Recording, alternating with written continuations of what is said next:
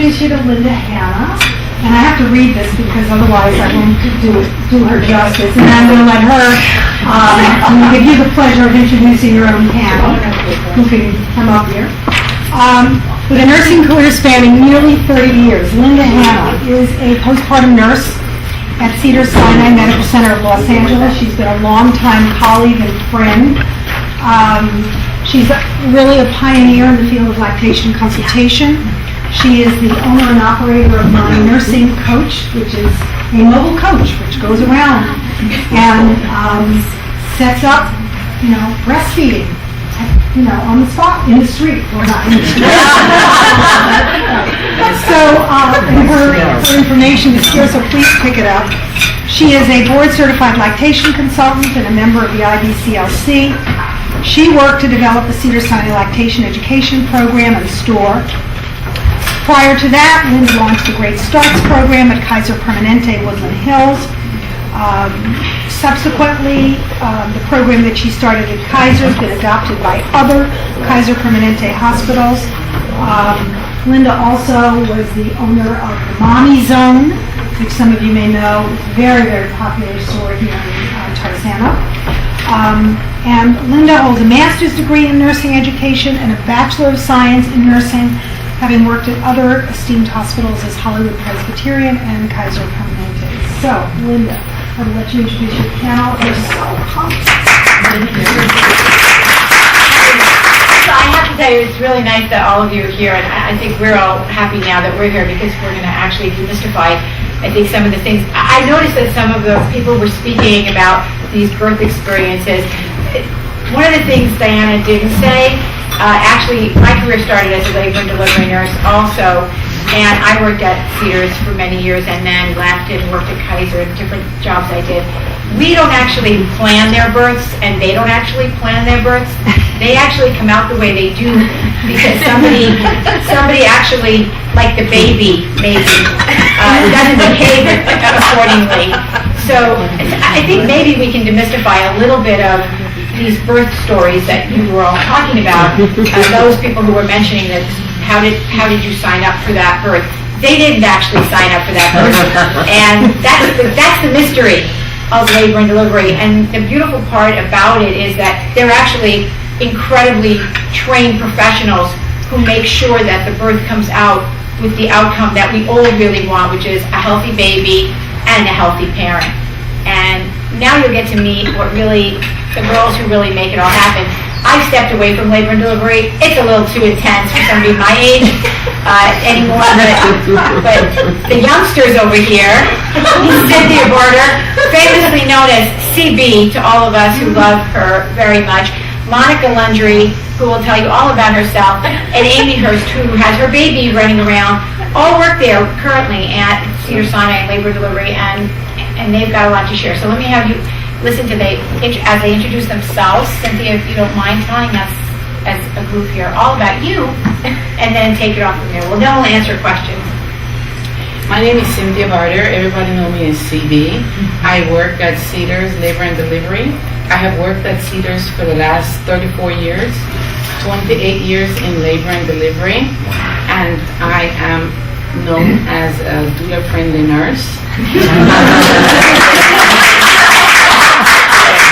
My patients, when I take care of them, they all ask me if I'm a midwife. I said I'm a labor and delivery nurse, but I think I was born to be a midwife. And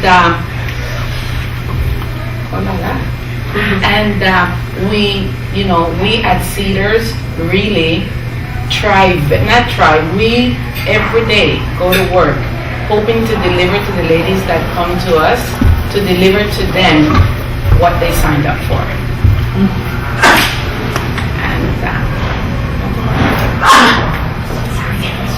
Hi, I'm Monica, and Monica Lundry, and I just want to say that CB is not only a midwife to her patients, but to the other nurses as well. I'm a new nurse. I'm in my second year as a nurse. I made a midlife change of career, and CB has guided me through many tearful experiences, breakdowns, and she keeps me going. Nurses like this, are just the backbone smart labor and delivery unit. And this is all very interesting to me because my son is somewhere, he's 11, Stanley. I had signed up for a certain birth myself, and I was a massage therapist before I was a nurse. That's what I did. I did prenatal massage for many, many years, and when I couldn't take it another second, I went back to school to try something, different, new. But I had done a Bradley. I had educated myself fully. I was very educated for the birthing process. I did Bradley. I did birthing from within. Carmen Warren-Gilman was my doula. And I still went, post-dates, and I was induced. And after a long natural labor, I did have a C-section. And it wasn't a failure, but I felt that way. Because nobody else in my class had done that. They'd all delivered vaginally. And it just struck me that a vaginal birth doesn't mean that's a successful birth. A C-section is also a successful birth.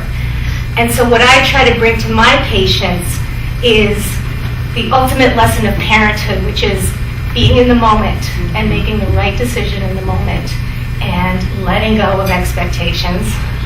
And Catherine has been my friend forever. She's a home birth midwife, and we compare stories and I'm floored by what she does on her own. So anyway, that's what I try to bring is when that happens with a patient, to empower them to feel okay about what's going on, and otherwise I'm just learning every day. The whole process is amazing. It's totally amazing. My name is Amy Hurst. You have seen my little one running around today because I am a last-minute pinch hit and did not have childcare arranged. So bear with her noise if there's any. I have had the pleasure of being at Cedars for just about 2 years in labor and delivery. And I trained with Monica in school. I love labor and delivery. I'm a new parent myself. This is my first baby, and I really enjoy working, especially with first-time parents, because of all of the new that comes with that experience. I would say my favorite type of patients to work with are the anxious ones. And some of us want to pull out our hair sometimes with anxious patients, but I really, really love anxious patients because they have so much that they need in way of education and information and support. That's one of the reasons why I love working with doulas, because of the emotional support that you guys are there to provide for patients who need in that situation. Yeah. Can my anxious clients ask for you?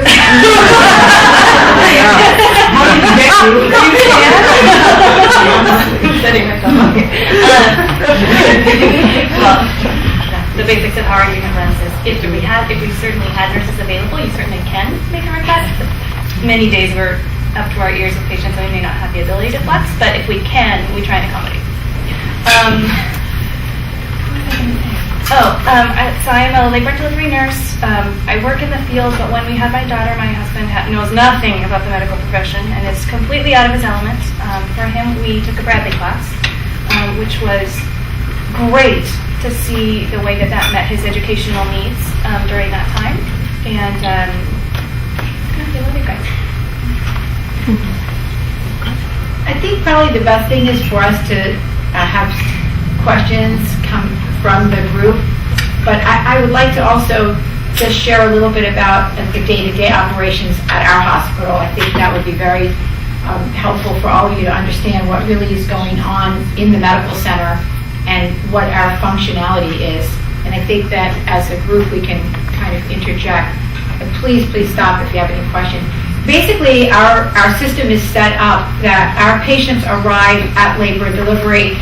Some hospitals have patients going through the emergency department, and different hospitals have it set up in many number of unique ways. We also have an entire schedule devoted to cesarean, and so sometimes there could be 7 scheduled C-sections in addition to all of the patients who arrive spontaneously for labor. We also have, I believe, the capacity to go up to 15 high-risk OB patients, if I'm not mistaken. Is that correct? 15? 12 beds. 12 beds, and we overflow every now and again, one way or the other. The full capacity, and Sally can laugh every now and again, and she shakes her head. Sally actually, when she was at Cedars, was immersed in all of this madness. We have the capacity to flex up to 66 postpartum rooms. We have our northeast and northwest, which we refer to as our OB unit, and we have our 3 South Tower, which oftentimes we have to share with our medical patients, but 90% of the time are full of our obstetric patients. So we have a very large unit. I believe right now, currently, we're delivering the most babies here in the city, and that is a lot of patients. We've changed over the years since CB and I started back in the late 70s, because we had contracts with outside facilities, we had resident programs for a while, and so we've gone from having a mixed population to now a pretty much cohesive population of private patients. So we've seen quite a few things going on in our hospital. We've also become fully electronic in our medical charting, which has changed the way we deliver our care. But regardless, our patient population come to the medical center expecting to have premier care. And so our nurses, as they mentioned, even our newer nurses, are very, very highly trained and skilled and spend a lot of time learning all of the aspects of the obstetrical patient, from the most natural experience to the most complicated, and you heard me mention in one of the meetings here, high-risk patient population that you could ever imagine. And so when we hear people saying, you signed up for this, nobody really signed up for triplets with one of the babies really compromised and the other 2 doing fine, and or even twins that are 7 pounds 6 and 7 pounds 7 coming out vaginally. This is not a planned thing. So you have to keep in mind when you're teaching your parents and when you're going in the home and your doulas, and I run into everyone in my field and even at the hospital, that parents are grieving any number of different things, including the wonderful birth that they planned and or the experience that they didn't plan. So you have to be open-minded and not so hard on the staff, because every day when we walk into the hospital, we don't actually know. Are we going to have 66 patients on the floor and 14 in labor with 10 patients waiting for rooms in labor in the lobby, which happens frequently? Are we going to have 12 C-sections planned and then 7 patients go bad and then need C-sections too? So everybody's doing what they're doing, trying really, really hard to have a great day, have the patients have a great day, have the doulas who support them have a great day, and all of our doctors make it through the day and then make it back to their offices with a happy face.